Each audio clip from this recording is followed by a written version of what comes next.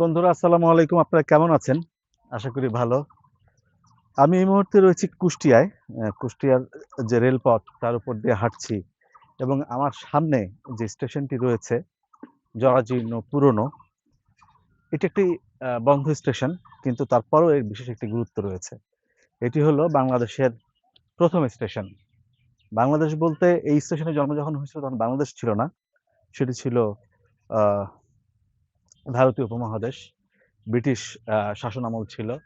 সেই শাসনামলে যখন প্রতিষ্ঠিত ১ম যে স্টেশন, সেই স্টেশনটি, এটার নাম হচ্ছে জগতী। জগতী স্টেশন এক হারিয়ে যাওয়া স্টেশন, এক ঐতিহাসিক স্টেশন। কিন্তু আপাতত এর বাণিজ্যিক কার্যক্রম বন্ধ। কাকা আসসালামু আলাইকুম। ওয়ালাইকুম আসসালাম। ভালো আছেন? হ্যাঁ, একদম ভালো আছেন? আপনি কি এখানেই? হ্যাঁ, ছোটবেলা থেকে এখানেই হ্যাঁ। তালাপাড়া? স্টেশন বন্ধ কয় বছর থেকে? তাও কমপক্ষে না ৪০ বছর তো হবে। ৪০ বছর থেকে বন্ধ? আয় হায়! কোনো ট্রেন থামে না? ওই একটা ট্রেন থামে খালি ছাটেন। কেন বন্ধ কেন? ওই এটা তো স্টেশন নাই, কোনো ব্যবস্থা নাই, কোনো স্টাফ নাই, হ্যাঁ? হ্যাঁ, তো গাড়ি কোন ইয়েতে থামবে? তো এখানে পোড়াদহ আর এই শুধু ওই কুষ্টিয়া কোর্টে দাঁড়ায়? এখানে একটা ট্রেন থামে খালি আপনার ওই ছাটেন।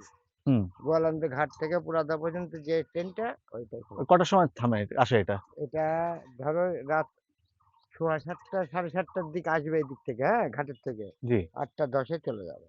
আর সকালবেলা ১১টায় আসবে, ১২:১০ চলে যাবে। শুধু এটাতে থামে। কেউ কোনো যাত্রী হয় এখান থেকে? হ্যাঁ, বহুত যাত্রী।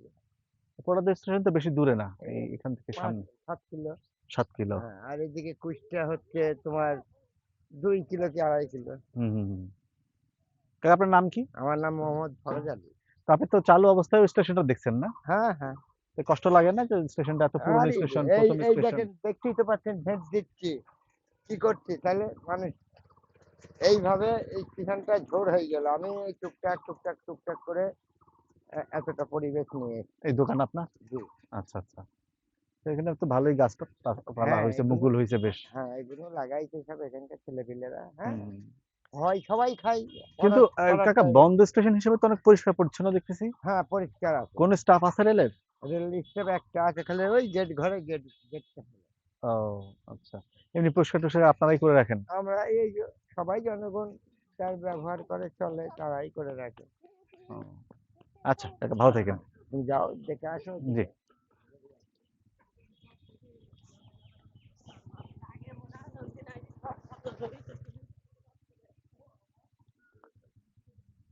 স্টেশনটির যে প্রধান লাইন আর তার পাশে হচ্ছে লুপ লাইন। লুপ লাইনটা যে মানে কোনো কাজ হয় না বা ব্যবহার হয় না, এটা দেখেই বোঝা যাচ্ছে।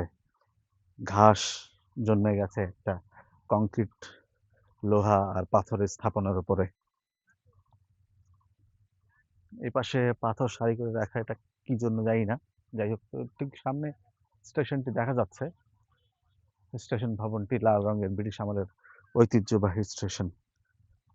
আচ্ছা, এটা ইতিহাস যদি একটু বলি, তাহলে বাংলা রেল ইতিহাসের অন্যতম গুরুত্বপূর্ণ অধ্যায় রচনা করে রানাঘাট জগতী রেলপথ। অর্থাৎ এই অঞ্চলের অভ্যন্তরীণ যোগাযোগ ব্যবস্থায় যুগান্তকারী পরিবর্তন এনেছিল এই রেলপথটি। ব্রিটিশ ঔপনিবেশিক আমলে এই রেলপথটি শুধু যাত্রী নয়, পণ্য পরিবহন ও প্রশাসনিক নিয়ন্ত্রণ বিস্তারেও বিশেষ ভূমিকা রেখেছে। এই রেলপথটি চালু হয় ১৮৬২ সালের নভেম্বর মাসে। খুলনা ও যশোর অঞ্চলের সঙ্গে কলকাতার সংযোগ স্থাপনের লক্ষ্যে কলকাতা রানাঘাট থেকে এই কুষ্টিয়ার জগতী পর্যন্ত রেলপথটি চালু হয়। ১৮৬২, তার মানে বুঝতে পারছেন কত আগে এই রেলপথটি চালু হয়। আহ, এই রেলপথটি প্রতিষ্ঠা করে ইস্টার্ন বেঙ্গল রেলওয়ে কোম্পানি, ব্রিটিশদের পরিচালিত। তাদের মূল লক্ষ্য ছিল আসলে কলকাতার বন্দরের সঙ্গে পূর্ববঙ্গের কৃষি প্রধান অঞ্চলগুলোর সংযোগ স্থাপন করা। ভবনটির সামনে, জগতী স্টেশনের সামনে আমরা চলে এসেছি। পেছনে একটা লাইন আছে। আচ্ছা, পেছনেরটা পরে যাই। আগে দেখি জগতী স্টেশনের সামনের চেহারাটা।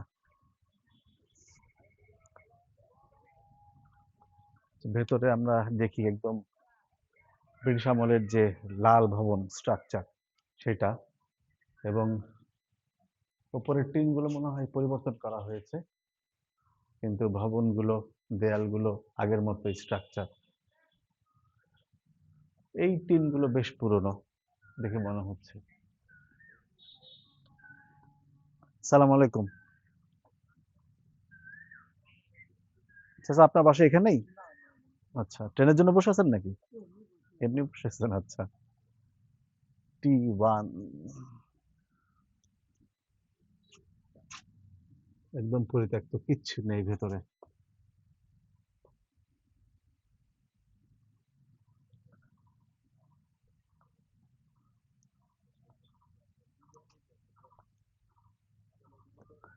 সম্ভবত এখানে লাইন পরিবর্তনের কোনো কিছু ছিল, বা সিগন্যাল মিটারের তার টার ছিল সম্ভবত।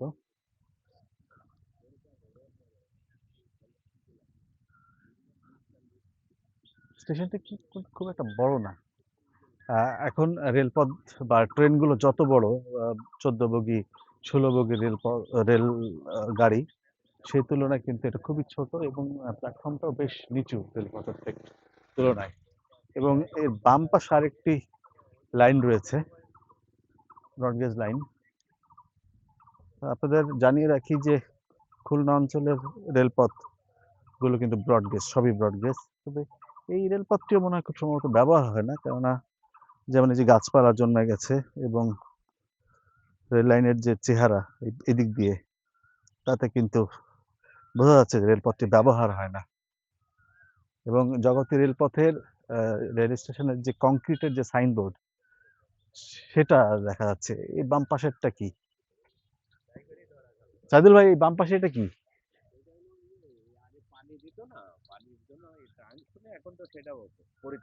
মানে কিভাবে পানি দিত? তখন তো আর মোটর ছিল না। মোটর ছিল সেই সময়টাতে? আচ্ছা আচ্ছা, ইঞ্জিনের ওই ওয়াশরুমে ফিল করার জন্য। এ, বুঝলাম। জগতের নামটা জল না করলেও এটার ঐতিহাসিক গুরুত্ব আছে।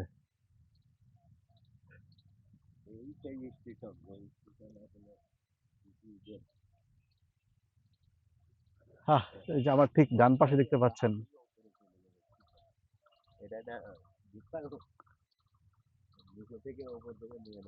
কি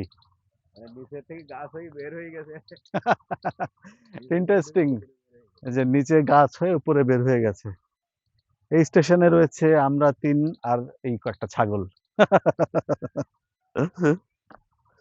আমরা তিনজন মানুষ আর কয়েকটা ছাগল।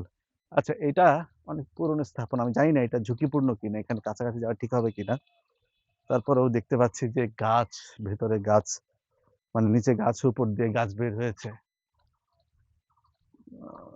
এই যে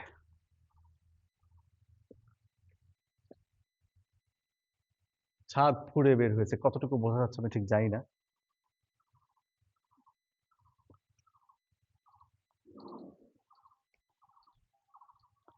যেটাই হোক না কেন, চলুন বন্ধুরা, পাখির চোখে জগৎ স্টেশনটাকে একটু দেখে আসি। এবং আপনারা আমার চ্যানেল VR360 বাংলাদেশ, যেখানে আমি 360 ভিডিও দেই, সেটা অবশ্যই সাবস্ক্রাইব করবেন। এবং আমার ড্রোন ভিডিও চ্যানেল Drone396, এটা আপনারা সাবস্ক্রাইব করবেন। তো ভিডিও এখানে শেষ করছি। তবে